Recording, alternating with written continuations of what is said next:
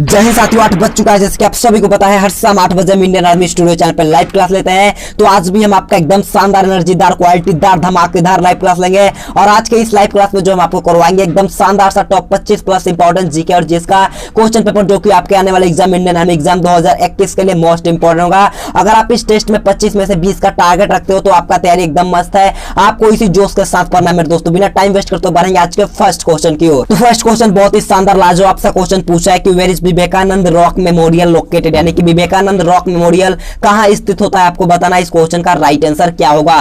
तो Vivekananda Rock memorial जो होता है आपका कन्याकुमारी में होता है। इस क्वेश्चन का राइट आंसर जो मेरे साथी लोग ऑप्शन नंबर डी बताए हैं, उनका एकदम राइट है। अगर आपसे क्वेश्चन पूछ जाता है कि साइलेंट वैली नेशनल पार्क कहां होता है, तो साइलेंट वैली नेशनल पार्क जो होता है आपका केरला में होता है। और मीनाक्षी मंदिर जो होता है आपका मदुरै तमिलनाडु में होता है। इसको भी ध्यान में रखना है। बढ़ते हैं 2 नंबर क्वेश्चन की और 2 नंबर क्वेश्चन भी अच्छा क्वेश्चन आप लोगों से पूछा है कि where was the first Round Table Conference, यानी कि प्रथम गोलमेज सम्मेलन कहां पर हुआ था, आपको बताना। इस क्वेश्चन का राइट आंसर क्या होगा? क्वेश्चन बहुत ही शानदार है। तो प्रथम गोलमेज सम्मेलन जो हुआ था वो आपका लंदन में हुआ था। इस क्वेश्चन का राइट आंसर जो मेरे साथी लोग ऑप्शन नंबर डी बताए, उनका एकदम राइट है। अगर आपसे क्वेश्चन पूछ लिया था कि प्रथम गोलमेज सम्मेलन कब हुआ था, तो प्रथम गोलमेज सम्मेलन जो हुआ था आपका 1930 में हुआ था, और दूसरा जो हुआ था वो आपका 1931 में हुआ था, और तीसरा जो हुआ था आपका 1932 में हुआ था। इसको भी ध्यान में रख लेना है। बढ़ते हैं 3 नंबर क्वेश्चन की और 3 नंबर क्वेश्चन आप लोगों से पूछा है विच स्टेट बॉर्डर्स चाइना, यानी कि किस राज्य की सीमा चीन से जुड़ी हुई है, आपको बताना। इस क्वेश्चन का राइट आंसर क्या होगा?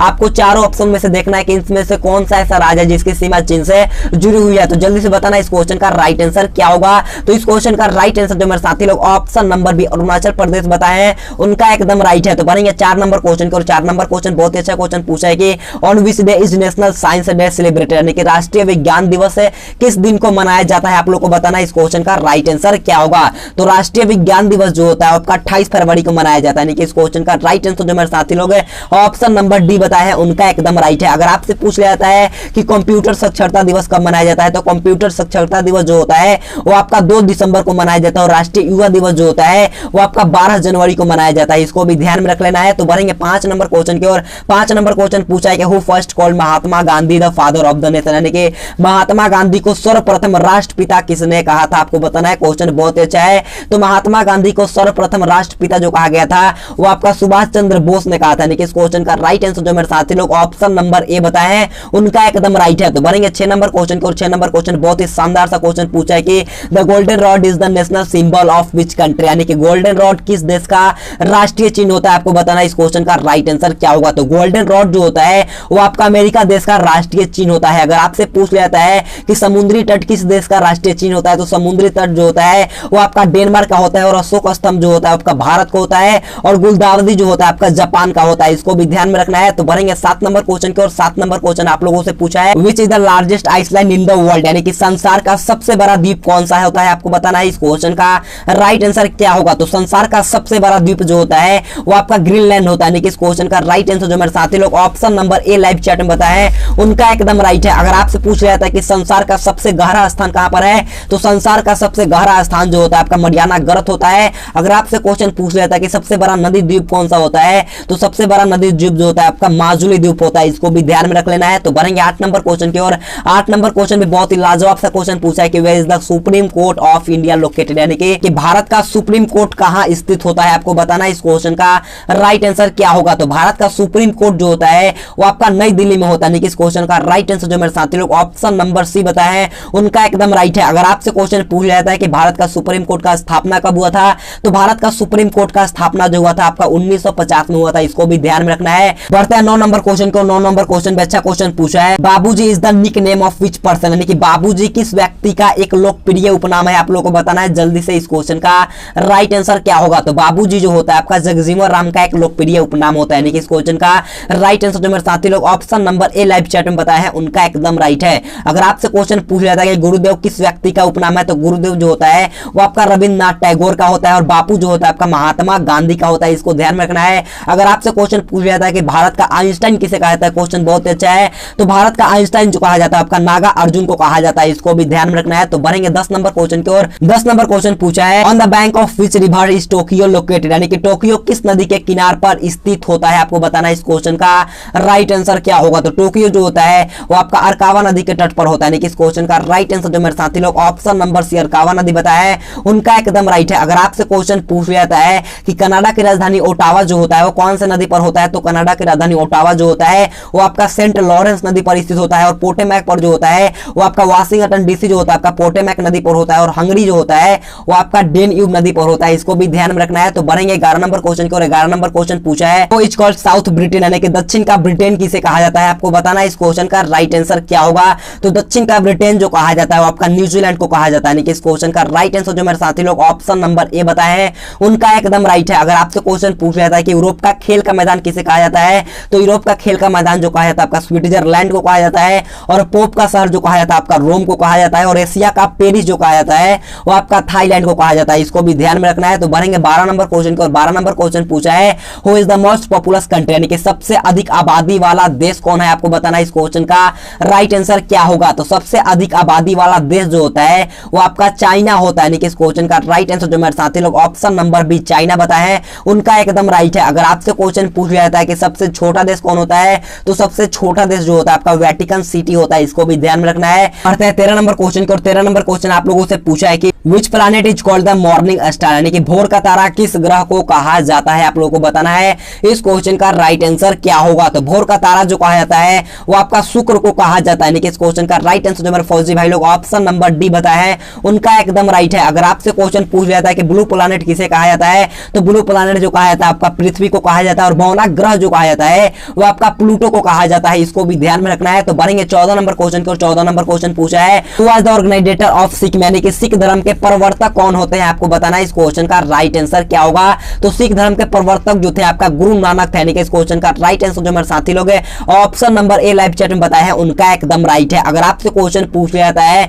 कि गुरुमुखी लिपि के जनक कौन है, तो गुरुमुखी लिपि के जनक जो होते हैं वो आपका अंगद होते हैं। अगर आपसे क्वेश्चन पूछ लिया जाता है कि अमृतसर के संस्थापक कौन थे, तो अमृतसर शहर के संस्थापक जो होते हैं आपका रामदास होते हैं। इसको भी ध्यान में रखना है। तो बढ़ेंगे 15 नंबर क्वेश्चन की ओर। 15 नंबर क्वेश्चन अच्छा क्वेश्चन पूछा है कि in which state is the Dulhasti project located, यानी कि दुलहस्ती परियोजना किस राज्य में होता है, आपको बताना है। तो दुलहस्ती परियोजना जो होता है वो आपका जम्मू कश्मीर में होता है, यानी कि इस क्वेश्चन का राइट आंसर जो मेरे साथी लोग option number B live chat में बताया है उनका एकदम राइट है। अगर आपसे क्वेश्चन पूछ लिया जाता है कि अलमाटी परियोजना कौन से राज्य में होता है, तो अलमाटी परियोजना जो होता है आपका कर्नाटका में होता है, और भाखरा नांगल परियोजना जो होता है आपका पंजाब में होता है। इसको भी ध्यान में रखना है। तो इसी के साथ आप लोगों का पार्ट 1 जो कि जीके का था वो खत्म हुआ। अब भरेंगे पार्ट बी जो कि आपका जनरल साइंस का हुआ। तो देखिएगा 16 नंबर क्वेश्चन पूछा है what is the percentage of blood in human body, यानी कि मनुष्य के शरीर में रक्त की मात्रा कितनी प्रतिशत होती है, आपको बताना है इस क्वेश्चन का राइट आंसर क्या होगा।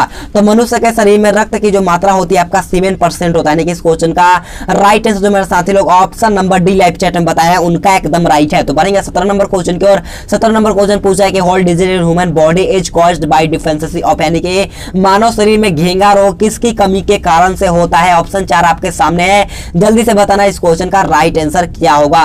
तो मानव शरीर में घेंगा रोग जो होता है आपका आयोडीन के कमी के कारण होता है, यानी कि इस क्वेश्चन का राइट आंसर जो मेरे साथी लोग ऑप्शन नंबर ए बताए हैं उनका एकदम राइट है। तो बढ़ेंगे 18 नंबर क्वेश्चन की ओर। 18 नंबर क्वेश्चन पूछा है कि diabetes disease is caused bye, यानी कि मधुमेह रोग किसकी कमी से होता है, आपको बताना है इस क्वेश्चन का राइट आंसर क्या होगा। तो मधुमेह रोग जो होता है वो आपका इंसुलिन के कमी के कारण होता है, यानी कि इस क्वेश्चन का राइट आंसर जो मेरे साथी लोग option number B live chat में बताए हैं उनका एकदम राइट है। अगर आपसे क्वेश्चन पूछ लिया था कि इंसुलिन की खोज किसने की थी, तो इंसुलिन का खोज जो किया गया था आपका बेंटिंग और बेस्ट के द्वारा किया गया था। इसको भी ध्यान में रखना है। बढ़ते हैं 19 नंबर क्वेश्चन की ओर। 19 नंबर क्वेश्चन बोलने से पहले मैं सभी भारतीय सेना को बोलना चाहूंगा, अगर आपने अभी तक वीडियो को लाइक नहीं किया है तो कम से कम जाकर के एक बार लाइक कर देना मेरे दोस्त। आप वीडियो को बिल्कुल भी शेयर नहीं करते मेरे दोस्त, मैं आपको 100% के साथ बोल सकता हूं। तो प्लीज यार आपसे हाथ जोड़कर रिक्वेस्ट है, कम से कम आप 2 बंदों के पास जरूर वीडियो को शेयर कर दिया करो। आपको शेयर करने में कुछ नहीं जाता, आपको चैनल को सब्सक्राइब करने में भी कुछ नहीं, बिल्कुल फ्री है मेरे दोस्त है। अब वीडियो को लाइक करना है, चैनल को सब्सक्राइब करना और वीडियो को शेयर करना बिल्कुल फ्री होता है। आप लोग टेंशन में होते हो कि पैसा लगता है, मेरे दोस्त कुछ नहीं लगता है। आपको सिर्फ चैनल को सब्सक्राइब करके बेल आइकन दबाना है, और वीडियो पसंद आ रहा है तो प्लीज वीडियो को लाइक करके और दोस्तों के पास जरूर शेयर करना। कम से कम आपको 2 दोस्तों के पास जरूर शेयर करना है मेरे दोस्त। मैं आपसे हाथ जोड़कर रिक्वेस्ट करता हूं वीडियो को लाइक करके दोस्तों के पास जरूर शेयर कर देना।